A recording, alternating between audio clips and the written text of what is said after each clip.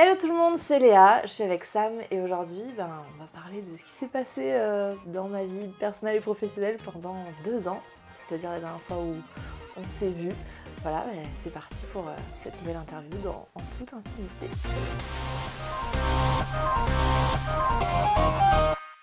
Salut Léa. Hello. Bon, j'ai hâte de papoter avec toi parce que je sais que plein de choses ont changé depuis, tu l'as dit, hein, c'était il y a 2 ans. Ouais, ça fait un moment quand même. T'as vu le temps passer? Non.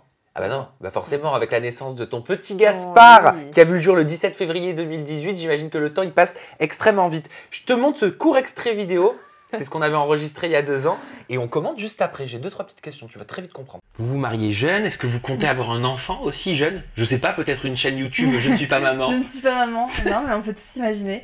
Oui, on y pense bien sûr, c'est une envie commune, après on verra ce que la vie nous réserve. Tu préfères privilégier ta carrière ou alors comment tu feras d'ailleurs le jour où tu seras maman pour mettre tout ça entre parenthèses pendant quelques mois? Je crois que je ne mettrai pas tout ça entre parenthèses, j'espère pouvoir concilier un petit peu les deux. Alors après, je veux absolument pas montrer par exemple mon enfant sur internet. Suis-je médium? Ouais, non, mais c'était fou. J'étais déjà enceinte en fait. Mais oui, j'ai vu dans les commentaires après des abonnés qui disaient mais en fait Léa elle est déjà enceinte au moment où elle enregistre cette vidéo. Bon, avec du recul bien sûr que je comprends pourquoi tu m'en as pas parlé, c'était extrêmement récent. C'était le début en fait, vraiment le tout début et moi-même on le voit dans la vidéo, je suis un peu en mode tu sais, je suis gênée de te dire non et en même temps je te dis pas vraiment non, donc ouais, c'était le début. Mais je l'ai vu hein, quelque part, ça m'a pas surpris, tu vois, après par la suite quand j'ai appris que tu étais enceinte. Entre ce que tu dis dans cette vidéo, tu vois, en disant que tu ne vas pas changer, tu ne comptes pas arrêter, 2 ans après, si tu dois tirer le bilan, est-ce que ça reste cohérent? Alors, j'ai réussi à concilier, mais en faisant quelques petits changements. Je ne peux pas dire que j'ai la même vie qu'il y a 2 ans, pas du tout. Et pendant les 6 premiers mois de la vie de mon fils, j'ai pour le coup complètement mis entre parenthèses. Je continue à bosser, mais vraiment, voilà, c'était lui la priorité. Et voilà, aujourd'hui, c'est toujours la priorité, mais c'est vrai que bon, j'ai réussi à m'arranger, tu vois. Mais pour le coup, de dire je pense pas que ça va changer, je pense pas que je vais mettre entre parenthèses, si en fait, tu es obligé à un moment donné enfin, moi, en tout cas, ma vision de la maternité, je pouvais pas faire semblant que rien n'avait changé. Alors, en quoi avoir un enfant, ça a changé ta vie de femme et ça a changé ta vie de youtubeuse, de businesswoman? Déjà, j'ai appris à déléguer. Tu vois, quand t'es, je pense que tu sais ce que c'est, quand c'est ton bébé, ton entreprise, que tu bosses depuis des années, que voilà, tu as commencé tout petit et que petit à petit, tu as monté l'échelle et que tu grossis, tu as du mal en fait à déléguer, à accepter qu'on t'aide. Et ça, c'est quelque chose que j'ai dû mettre en place parce que j'arrivais pas à gérer tout toute seule. Donc j'ai embauché quelqu'un qui travaille avec moi maintenant, qui est vraiment mon bras droit, donc Claire. Et c'est vrai que ça m'a beaucoup aidé. Mais il y a aussi ce truc de dire, quelles sont tes priorités? Il y a plein de choses que je ne fais plus sur ma chaîne. Tu vois, je parlais beaucoup plus de beauté, du côté mode, lifestyle. Je me suis vachement orientée vers des sujets plus maternité aussi. Donc forcément tes réseaux, en tout cas pour moi, comme je suis authentique, tu vois, et que j'ai envie de partager ce qui se passe dans ma vie, ça a forcément changé aussi.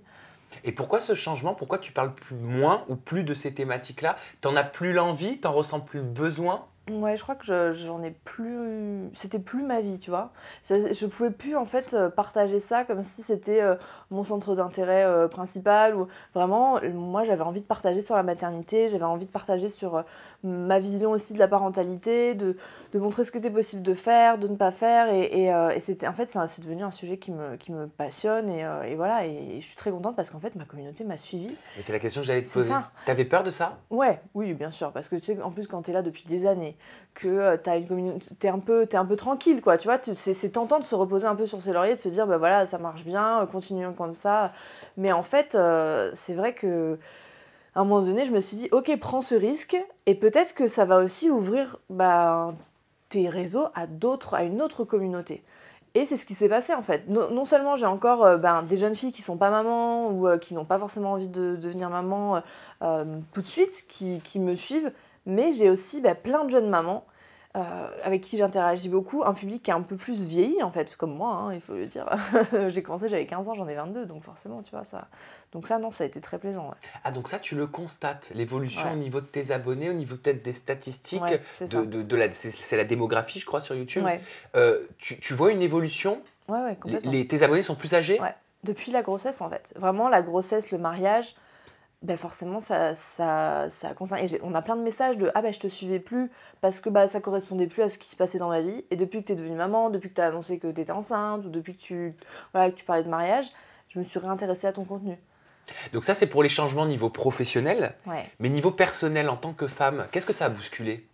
Bah, ça te change. Ok, d'accord, la liste est très longue à mon avis. Bah, je sais même pas comment te dire, ça te change une vie, enfin, c'est un bouleversement total de qui tu es, Ouais, non, moi, en fait, j'ai toujours voulu être mère. Moi, si tu veux, dans le groupe de mes copines, on m'appelait maman. J'étais celle qui buvait pas, qui fumait pas, qui ramassait les copines en fin de soirée, c'était moi qu'on venait chercher quand il y avait des problèmes. Enfin, j'ai toujours eu ce truc, ce besoin de materner beaucoup. Donc, le désir d'enfant, il a été extrêmement fort, surtout que ça va faire 8 ans, tu vois, que je suis avec Samuel. On s'est connus au lycée, donc...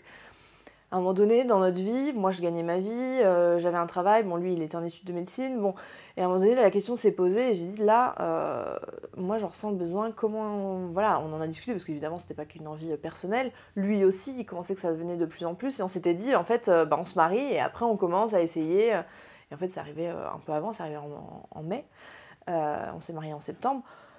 Donc ouais, c'est un bouleversement, mais moi je suis trop heureuse. J'ai l'impression d'avoir trouvé, tu sais, il y a des gens ils sont sur terre entre guillemets en se disant je vais faire une grande carrière, je vais faire de l'humanitaire. Moi je voulais être maman quoi.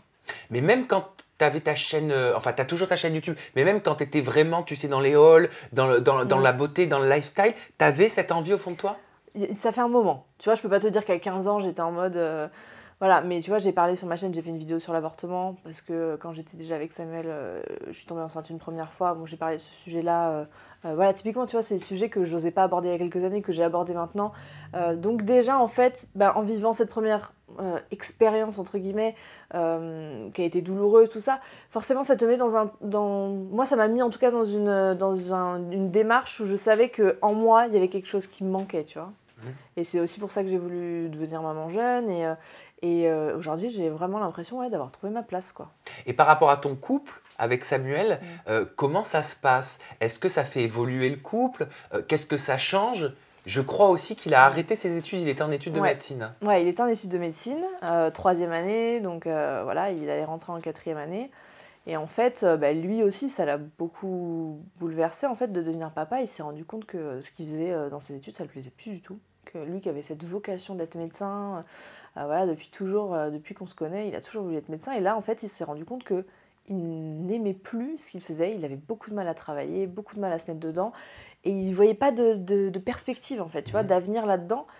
Et à un moment donné, un soir, je rentre, il me dit « Écoute, il faut qu'on parle », tu sais, la phrase. Oh, le truc, là, je te dis « Mais qu'est-ce qui va se passer ?» Je m'y attendais pas. En fait, je le savais au fond de moi depuis un moment, mais je ne voulais pas lui en parler parce que c'était hors de question que ça vienne de moi, en fait. Ça devait être sa décision. Voilà, ça devait être sa décision. Et j'en parlais autour de moi, tu vois, à mes proches, à mes amis, mais je voulais que ça vienne de lui. Je le sentais depuis quelque temps. Et là, quand il m'a parlé de ça, il m'a dit « J'ai réfléchi, j'y arrive plus. » Voilà, la chose qui me motive le matin, c'est mon fils. J'ai envie d'être auprès de lui, j'ai envie de lui transmettre, j'ai envie d'apprendre à ses côtés aussi. Il m'a dit, voilà, qu'est-ce qu'on fait? Et nous, on a la possibilité et la chance de le faire parce que déjà, étant étudiant, lui, il ne travaillait pas, donc c'était moi qui travaillais. Donc bon, qu'il arrête ou pas, financièrement, c'était possible. Et puis, bien sûr, moi, il était hors de question que de lui dire « Ah ben non !» Enfin, je veux dire, c'était sa décision. Et pour moi, d'avoir le père de mon fils aux côtés de mon fils et qu'il puisse voilà, être père au foyer, en fait, c'était ce qu'il voulait, tu vois. Et qu'il ait le courage aussi de prendre cette décision. Oui. Parce que dans sa famille, c'est pas du tout OK, tu vois, père au foyer... la décision n'était pas du tout évidente. Enfin, je veux dire, même aujourd'hui, même dans notre société, en fait. Quand on dit père au foyer, moi, ça ne me choque pas du tout, parce que je ne fais aucune différence entre une maman ou un papa, bien que ce soit très différent. Si la maman travaille, le papa peut s'occuper de l'enfant et inversement, moi, ça ne me choque pas. Mais est-ce que tu comprends, est-ce que tu conçois avec ton mari Samuel, que certains ne comprennent pas? Non, je ne peux pas dire que je le comprends. Tu vois. Pour moi, on est dans une société... Enfin, En 2019, tu vois, on parle d'égalité et tout. Pour moi, c'est un des principes fondamentaux de dire, à partir du moment où c'est OK dans le couple, que financièrement ça va, je veux dire, d'un côté comme de l'autre, la personne qui a envie de rester auprès de son enfant peut. Et moi, je vais te dire quelque chose, ça c'est un truc que je répète souvent, c'est pour moi, c'est beaucoup plus dur d'être père au foyer que de me lever tous les matins et d'aller travailler. Et on en parlait encore hier, voilà, avec une maman qui, pareil, elle a des très hautes responsabilités, elle a un travail, tu vois, hyper, voilà, avec ouais, des responsabilités hyper soutenue. Elle me disait, moi quand je passe une journée avec mes enfants, je suis plus fatiguée quand je me tape une semaine de boulot et que voilà. Donc pour moi, la disponibilité que tu as quand tu es auprès de ton enfant et que tu as vraiment envie d'être... C'est un investissement et un engagement qui est tout aussi honorable que celui d'aller travailler, tu vois. Et donc non, j'ai aucun problème avec ça. Et par contre, oui, les personnes qui jugent, nous, on les a vite écartées de notre vie. Hein. Oui, vous avez fait un tri naturel, oui, quoi. oui. Mais pourquoi, alors là, c'est une question à portée plus philosophique peut-être, mais pourquoi dans l'inconscient collectif, c'est la femme qui doit s'occuper de l'enfant et c'est l'homme qui doit travailler et rapporter l'argent? Pourquoi c'est la femme qui doit prendre la pilule pour ne pas tomber enceinte et pas le mari? Pourquoi? Bah, c'est la société patriarcale. Hein. Je veux dire, de notre société est basée sur ça. C'est-à-dire que tu le vois, je veux dire, les hommes sont mieux payés que les femmes au même poste. Je veux dire, à l'embauche, t'es une femme, donc tu risques d'être enceinte, donc de prendre un congé mater, donc bah, tu vois, t'es moins solvable qu'un homme. Enfin, je veux dire, tout fonctionne comme ça. Donc quand il s'agit en plus des enfants et en plus de ce qui tourne autour de la maternité, tu vois, de la parentalité, on a l'impression que c'est une histoire de femme. Même, je vais te dire, pendant la grossesse et pendant l'accouchement, etc. Alors moi, c'était différent parce que, comme Samuel était en médecine, le personnel médical, tu vois, des fois, s'adressait qu'à lui. Genre, c'est à moi qu'on vient faire une échographie, voilà, mais on s'adresse à mon mari, parce qu'il est en études de médecine, puis on parle en langage médical. Donc moi, je comprenais rien. Tu vois, à un moment donné, de dire, excusez-moi, je suis là. Mais, à contrario, bah, t'as aussi des personnes qui se disent, bah, la grossesse et l'accouchement, c'est une histoire de femmes. Il n'y a pas si longtemps, à l'accouchement, les hommes étaient interdits. C'est-à-dire que les papas, même les compagnons, tout ce que tu veux, étaient hors de la salle. Donc, je veux dire, notre société est basée sur ça. Donc, quand un homme dit, voilà, moi, j'ai envie d'être auprès de mon fils, j'ai envie d'être père au foyer, j'arrête mes études de médecine en plus, tu sais, c'est comme le droit, c'est des trucs qui sont vus, avoir un médecin, vocation. Voilà, un médecin dans la famille, en plus, tu sais, j'allais dire pour les anciens, mais pour les personnes, voilà, les grands-parents, etc., c'est une fonction, c'est même... Voilà, donc c'était très noble, entre guillemets, comme étude. Et le fait de dire, bah, je vais retourner auprès de mon enfant, tu sais, en plus, il y a ce truc-là, de l'enfant, les enfants c'est un peu vu comme un truc pas inférieur, mais je sais pas comment te dire, mais s'occuper d'un enfant c'est pas noble, tu vois. Alors que moi, mais j'ai jamais autant appris que depuis que je suis auprès de mon fils. Moi je vois la maternité comme j'ai l'impression de redécouvrir la vie à travers les yeux de mon enfant en fait. Et je trouve qu'un enfant a énormément à apprendre à un adulte. Tu vois, on en parlait hier. Moi mon fils, je vais te dire, on va au parc. On va faire le chemin du parc, il va s'arrêter 45 fois, toucher les choses, écouter les bruits, faire attention aux gens qui croisent, tu vois. Et pour moi, il est dans une sagesse, il profite de la vie d'une telle manière que bah, pour moi, c'est d'être à ses côtés, tu vois, c'est un enseignement et c'est hyper enrichissant. Donc je pense que mon mari, il s'est dit, bah voilà, moi aujourd'hui, les études de médecine ne m'apportent pas autant que d'être auprès de mon fils dans ce rôle-là. Et vraiment, et j'en suis hyper fière. Je suis très contente pour eux, vraiment. Quand tu parles de ton fils, quand tu l'emmènes au parc, que tu lui laisses l'opportunité de s'arrêter, de toucher, d'expérimenter, de regarder, est-ce que tu fais référence à ce que tu appelles la motricité libre? Ah ouais, j'adore ça, mais il est trop informé. La motricité libre, ouais, j'en parle pas mal sur mes réseaux. C'est le principe de dire, tu ne mets pas, enfin nous, ça a été notre façon de faire avec Gaspard, tu mets pas l'enfant dans une position qu'il n'est pas capable d'atteindre lui-même. Donc tu vas pas le forcer à être assis, tu vas pas le mettre dans les trucs là, il youpa là, où il marche avant de savoir marcher, tu vas lui permettre d'avoir des vêtements confortables pour qu'il puisse se mouvoir correctement. Et nous, c'était de dire, bah voilà, qu'il prenne confiance en fait dans son corps, dans sa motricité, que petit à petit il arrive, tu vois, à faire les choses par lui-même. Qui se découvre. Qui se découvre, exactement. Que vous ne lui imposiez pas. C'est ça. Tu penses qu'on impose beaucoup aux enfants aujourd'hui? Oui. Bah, mais tu sais, c'est le business de la périculture. Moi, en tant qu'influenceuse, créatrice de contenu, tout ce que tu veux, Instagrammeuse, on m'a proposé de m'envoyer des tonnes et des tonnes de trucs. Et j'ai fait une vidéo en disant, voilà ce dont je me suis servie. Et nous, on est hyper minimaliste en termes d'achat de périculture. Je veux dire, déjà, Gaspard il dort avec nous, donc je t'explique qu'il n'y a même pas de lit bébé. Il y a eu un lit aussi quand il était tout petit, parce que voilà, c'était un lit collé à notre lit, voilà, mais maintenant qu'il est grand, on est tous au sol à la japonaise, par terre. Il n'a pas de biberon parce qu'il est allaité. Tout ce qui est les poussettes, il a jamais été en poussette de sa vie, parce qu'au début de sa vie, il supportait pas, et après, il a été porté en écharpe. Et encore aujourd'hui, tu vois, mon mari, il le porte tous les jours. Donc, il y a plein de trucs qu'on n'a pas utilisés, notamment les transats, les trucs. Nous, dès 3 semaines, il était sur une petite couverture épaisse au sol, sur le dos, et il a découvert son monde comme ça, et il s'est retourné assez facilement, mais tout seul, tu vois. Donc, c'est pas nécessaire pour qu'un enfant, un nouveau-né, soit heureux. Ah non, mais pas du tout. Mais tu sais, c'est ce que, enfin, je veux dire, c'est un tel business, la puériculture, le truc de dire, voilà, pour que ton enfant, mais ça va très loin, pour que tu sois une bonne mère, pour que tu sois un bon père. Oui, il y a des valeurs qui sont associées à ça, bien sûr. À ce marketing. Mais complètement. Mais moi, on m'a proposé des sommes astronomiques, mais pour que je dise que j'utilise tel lait artificiel et tout, alors que j'avais le projet d'allaiter, tu vois. Enfin, je veux dire, il y a un business de fou. Et même, même quand tu vas chez ton pédiatre ou quoi, tu sens que c'est un vrai business dans tous les sens. C'est oppressant quand on devient maman ? Franchement, si on n'est pas sûr de ses choix, si on n'est pas sûr avec son compagnon de l'éducation qu'on veut donner à notre enfant, de la façon dont on veut vivre sa parentalité, bien sûr. Parce que déjà, t'es jeune parent, donc t'as plein de doutes. Je veux dire, une jeune maman, un jeune papa, quand t'es à la maternité, en plus, bon, moi j'avais un projet d'accouchement à domicile, c'est nous, on avait vraiment, qui s'est pas fait, donc on a été à la maternité 1 semaine. Le séjour à la maternité, c'est mon pire cauchemar. Non pas... Alors les équipes, tu vois, je veux dire, elles font un travail incroyable, vraiment, les sages-femmes et tout, mais tu peux pas nier que dans les hôpitaux et tout, elles suivent des protocoles, en fait, elles y sont pour rien. Donc à un moment donné, toi, si tu t'imposes pas, moi j'ai dû dire, non, vous allez pas mettre des antibiotiques à mon fils, là, machin, non. En fait, si tu veux, c'est la prévention du risque. Aujourd'hui, on en est là-dedans, parce qu'ils ont trop peur d'avoir des procès, s'il y a un drame, si machin. Donc toi, si t'arrives pas à t'imposer et à faire la part des choses de ce qui est vraiment nécessaire pour ton fils, il s'agit pas de dire, non, genre ne le soignez pas, non. Mais je te parle vraiment du truc nécessaire. Comme, la motricité libre, pour y revenir. Est-ce que là, je pense que c'est nécessaire d'investir dans tel truc, tel truc? Est-ce que ça va le rendre plus heureux? Est-ce que ça va l'aider à s'épanouir? Et d'arriver à se dire, non, en fait, genre, lui, en fait, il a pas besoin de ça. Je vais te dire, mon fils, on lui achète pratiquement jamais de jouets. Jamais. Je veux dire, on lui achète des livres. Tu vois, pour ces 1 an, moi, je contrôle vachement ce que les proches offrent aussi et tout. Alors, je peux passer pour la chieuse de la famille, mais parce que mon fils, il va s'éclater avec... des bouchons de bouteilles qu'il va mettre, à l'intérieur d'une boîte, des pailles qui va, tu vois.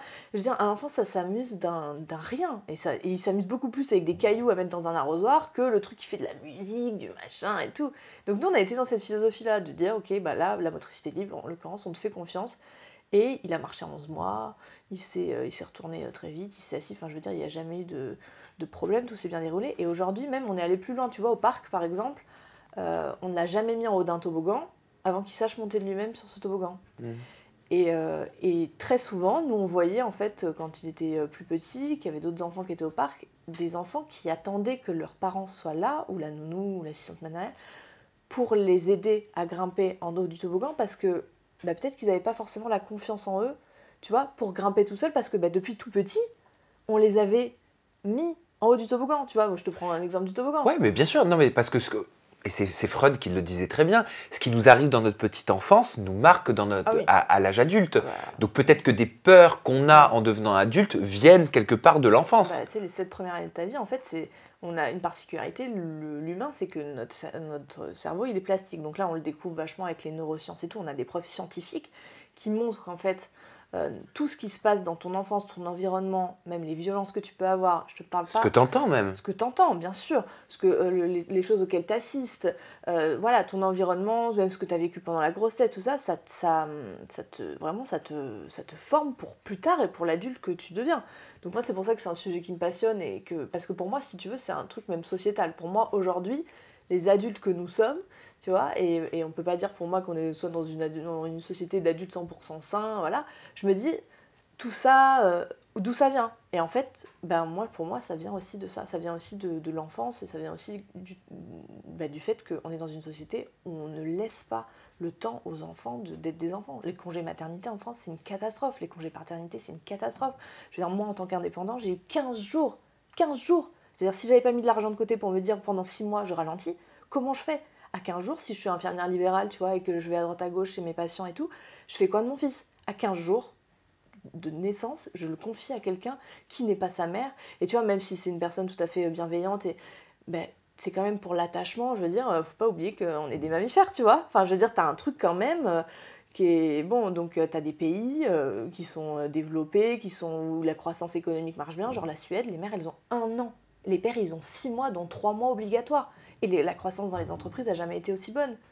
Ça veut dire qu'ils pensent que l'éducation est importante pour construire l'avenir de ces futurs adultes. Ces pays-là, la famille, c'est le pilier. C'est-à-dire que tu vois, même par rapport à l'allaitement et tout, en France, bon, c'est très mal représenté. Moi, on m'a déjà fait des réflexions quand elle était en public. C'est pas elle était en public, elle était partout en fait. Hein, tu t'es pris des réflexions? Ah ouais, d'un serveur, par exemple, qui m'a dit ah ben non, genre en gros, vous faites pas ça. Et tu sais, toi, t'es là dans le truc, mais attends, vous faites pas quoi? Tu sais, toi, t'es juste en train de nourrir ton fils en fait. Tu dis, bah, vous savez, vous avez les toilettes. Pardon, tu vas nourrir ton fils aux toilettes? Vous mangez dans les toilettes? Non, mais tu sais, puis ce truc de dire. Et par contre, je lui dis, lui, il tourne la tête, il voit une pub d'une nana en lingerie qui vend des yaourts, des voitures, ce que tu veux, ça le dérange pas. Mais on a tellement sexualisé la poitrine de la femme, en fait, que bah, pour lui, c'est évident, en fait. Toi, là, t'es en train de faire un truc, tu vois. Donc, c'est pas hyper admis dans la société. Donc, moi, les réseaux, c'est hyper important pour moi aujourd'hui de faire passer aussi ces messages-là. Et quel retour t'as de ta communauté, justement? Bah, ma communauté, franchement, j'ai été très agréablement surprise. Très agréablement surprise.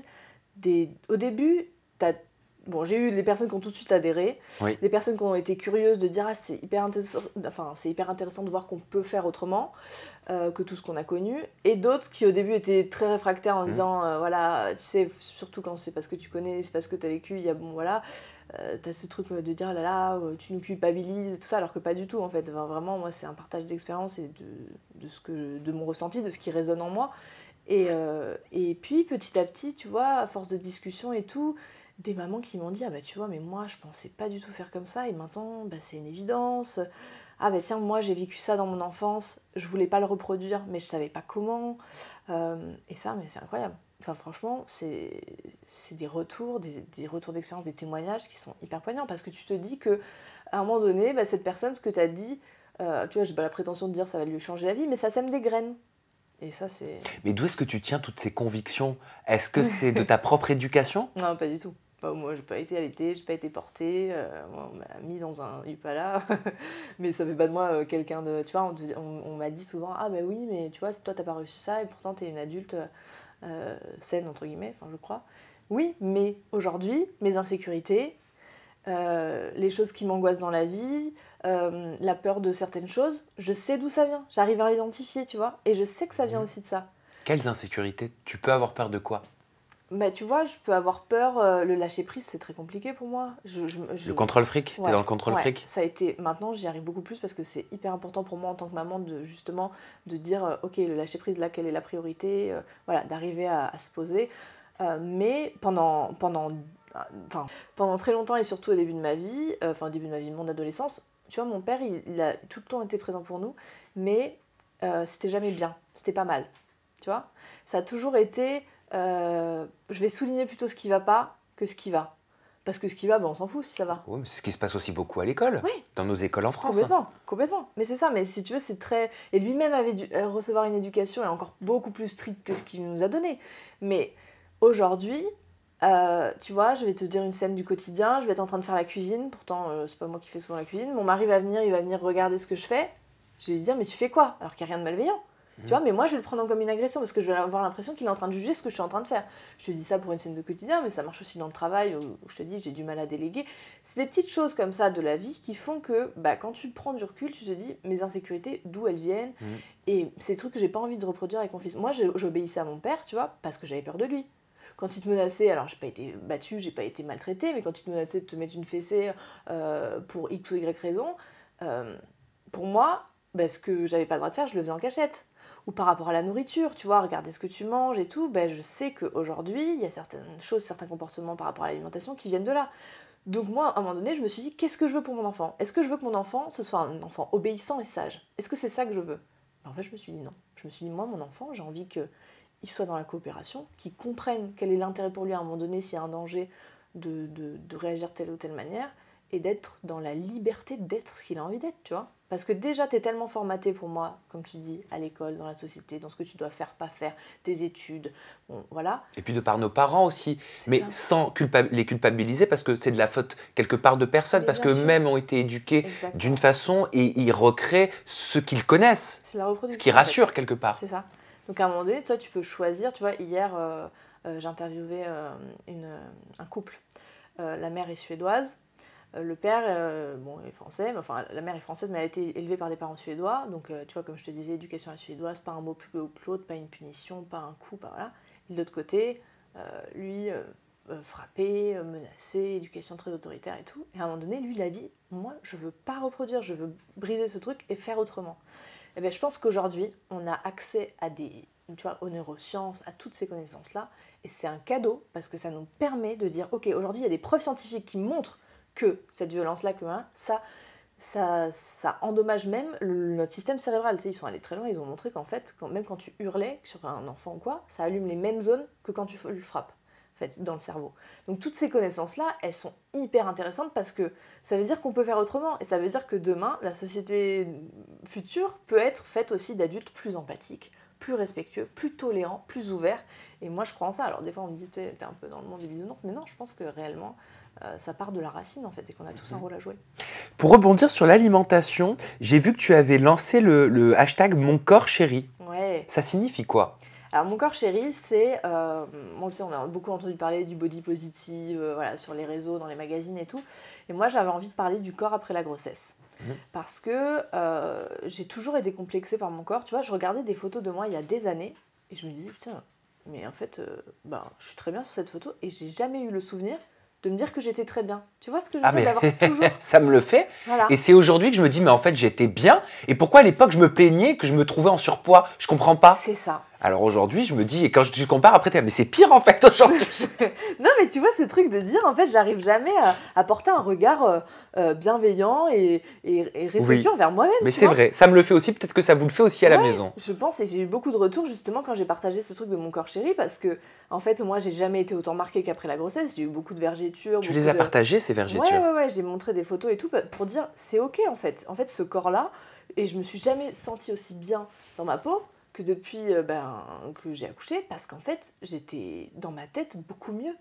Et donc, je parlais du fait que le fait de l'acceptation de soi, c'est aussi, en fait, par rapport au corps, et par rapport à ton corps, mais par rapport à ton esprit, à ce qui se passe dans ta tête. Si tu vas bien, ton corps, tu l'acceptes beaucoup plus facilement. Donc, la prise de poids pendant la grossesse, comment tu l'as appréhendée? Ça allait. Après, j'ai quand même dit que je souhaitais perdre le poids que j'avais pris et tout. Donc, tu vois, j'ai fait le nécessaire et tout parce que j'étais pas non plus bien dans ma peau. Il s'agit pas de dire, ouais, on reste comme ça si on n'est pas bien dans sa peau. Mais à partir du moment où on se sent bien, pourquoi chercher à rentrer dans tel ou tel, tu vois, diktat, tel moule? Non, voilà. Donc, il y a eu beaucoup de retours de femmes. Et d'ailleurs, j'avais partagé le hashtag Mon corps chéri. J'avais dit, n'hésitez pas. Et il y a pas mal de femmes qui ont partagé, tu vois, leurs cicatrices, leur corps, en disant j'ai décidé de dire pardon à mon corps pour tout ce que je lui avais infligé et de l'aimer en fait, et de lui dire de toute façon je vais vivre avec toi toute ma vie, comment on peut apprendre à se côtoyer et à s'aimer, tu vois. C'est vrai, il faut en parler. Et j'étais contente d'avoir fait ça. C'est important d'en parler parce que je pense que c'est cette situation, ce que tu as pu ressentir, ce que moi j'ai pu ressentir, on le ressent tous quelque part parce qu'on a cette pression sociale sur nous, la publicité, les magazines, la télévision, YouTube, Instagram a ses responsabilités aussi. On a tous nos responsabilités là-dedans. Même moi, je n'ose pas montrer mon petit bourrelet. Mais tu vois, je suis en train de me dire peut-être que cet été, je vais montrer mon petit bourrelet. Tu mettras le hashtag Mon corps chéri. Non mais franchement, j'ai beaucoup apprécié de discuter avec toi parce que même moi, je projette pas pour l'instant de devenir papa ou autre, mais tu m'as amené à réfléchir. Et je trouve que c'est très enrichissant quand on se pose des questions, même si on partage pas forcément les opinions, mais juste se poser des questions. Voilà, je trouve ça intéressant. En parlant des projets, est-ce que tu projettes de sortir un livre? Parce que là, tu m'as beaucoup inspiré. Je me dis que je te verrais bien sortir un ouvrage dans ce sens-là. Est-ce que tu veux une exclusivité? Oui. Il y a 2 projets de livres. Je ne l'ai jamais dit, hein, donc il y a peut-être plus quelque chose plus intime, tu vois. J'avais déjà sorti un livre, un guide de l'adolescence, voilà, où là, je parlais pas de moi parce que je n'étais pas légitime à le faire, je n'avais pas forcément envie de raconter ma vie, mais c'était plus sous le terme de conseil. Là, tu vois, bizarrement, je n'ai pas envie d'être dans le conseil parce que je ne me permettrais pas, en fait, chacun, tu vois, comme on dit, c'est bien d'en parler, mais chacun a son propre cheminement. Mais par contre, partager mon expérience et ma vision des choses et comment j'ai cheminé vers tu vois, ces réflexions-là, ça m'intéresserait. Donc c'est peut-être un projet pour les années à venir. Et peut-être un autre projet, mais plus tourné vers les enfants, genre plus, tu vois, livre jeunesse. Ça m'intéresserait parce que j'adore les livres pour mon fils, mais il y a beaucoup de livres avec lesquels je suis pas ok du tout, quoi. Des trucs, mais t'as pas idée. T'ouvres des livres pour enfants, on te dit, ah mais c'est ok quand papa il est en colère de te donner une tape, tu vois. Non, je te jure, des trucs, pas ok du tout en fait, c'est comme si dans un livre on te dit ah mais c'est ok à un moment donné, ta femme elle te fait chier, tu peux lui donner une baffe, tu vois. Oui. Pour moi c'est le même niveau, ou ton chien il te fait chier, tu vois. Oui. Donc ça m'intéresserait aussi de partir peut-être sur ça. Donc peut-être. Eh ben on va suivre ça de très près. En attendant, Léa, tes réseaux sociaux sont inchangés. Oui. Ton compte Instagram, c'est toujours Je ne suis pas jolie, I. Oui. Et ton compte YouTube, c'est Je ne suis pas jolie, IE. De toute façon, tout est ici. Vous le faites tourner sur les réseaux sociaux. Vous avez la barre de commentaires. Je suis curieux de vous lire, de savoir ce que vous avez véritablement pensé de cette interview. Est-ce que vous avez été perturbé? Est-ce que vous vous êtes posé des questions? Lâchez-vous, dites-le tout simplement, donnez votre avis et le bouton pour vous abonner qui est juste au-dessus de ma tronche. Merci pour toutes tes confidences. Merci. Le mot de la fin, Léa, il est pour toi. La cam, elle est là. Merci à tous d'avoir regardé cette vidéo. On a hâte d'avoir vos avis et moi, je vous dis à très bientôt.